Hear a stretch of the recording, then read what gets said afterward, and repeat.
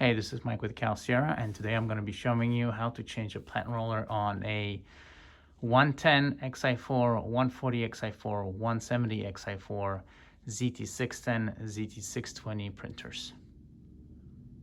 What you will need is a Platen Roller assembly that comes in all one piece, a Phillips screwdriver, and 2mm Allen wrench. First, make sure your printer is off and unplugged, and using a Phillips screwdriver, we're going to be unscrewing 3 screws on outside of the case to get access to the gear assembly.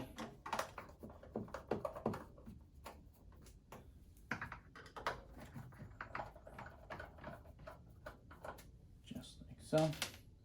We're going to lift up the cover, set it aside. And this is the gear that we're going to be working on. So you're going to have to slip off the drive belt. To help yourself, you can actually twist and turn the gears to get the belt off. And now, using a 2mm Allen wrench, we're going to be unscrewing the 2 screws that are located inside of the gear. So we're just gonna loosen up the screw to slide off the gear. Then there is a washer, and lastly there is a bearing over here. We're gonna be slipping off once the assembly is loose. Now we're gonna focus on the side of the Platen. I'm gonna lift up the cover.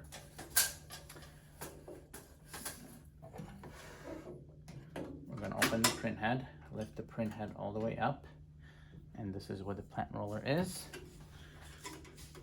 right over here.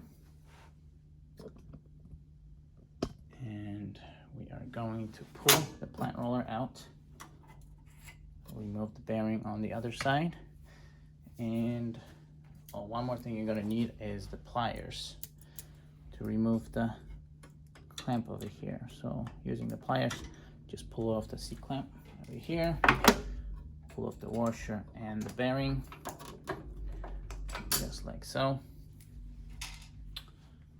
And you're going to push the Platen Roller all the way in, and then over the top,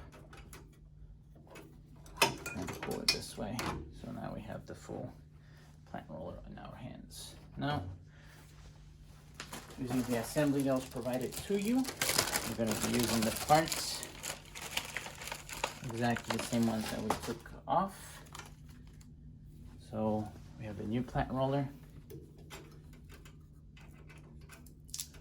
First, let's just clean up any residue that the old Platen Roller might have left, meaning all the labels that got crunched inside. So make sure that there's no jamming after replacing the new Platen Roller. There's no rubbing against. Okay, and the same way we took it off, we're going to put the new Platen Roller in, just like so. Getting new bearings.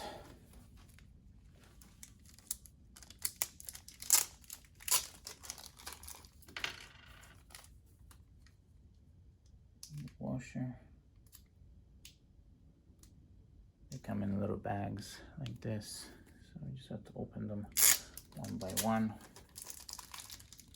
Get it replaced. The C-clamp. Same way. Okay. So it goes the C bearing. The bearing goes here. The washer, and then the C-clamp goes on the same way as we put it on. Sometimes it's a little bit tricky because it doesn't want to slide in right away. All right, so that's that. And then now we're gonna replace the bearing and close the cover, turn it around right over here. Same way. So we're gonna slide in the bearing washer. And now the gear back in its place.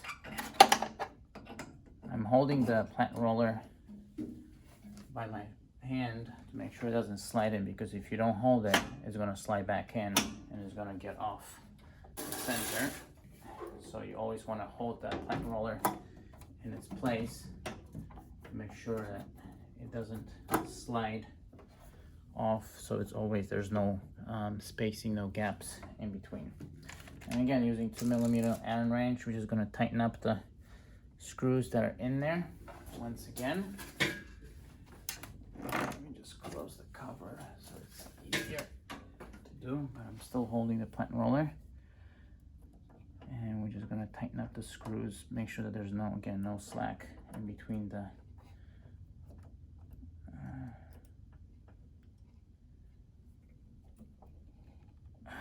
that's one.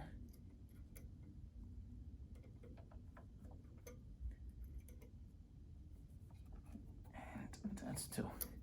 And now if you pull, there should be no gaps, no spacing. This should be solid.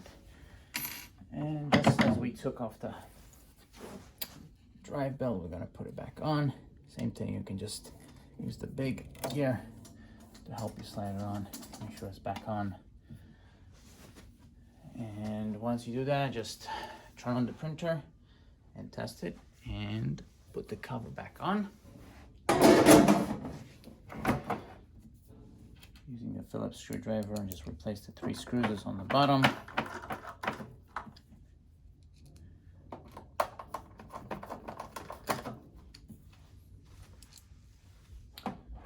Just like so.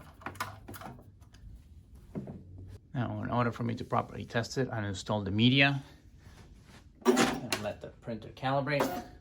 And as we can see, the labels are getting pulled back and forth. And everything is working.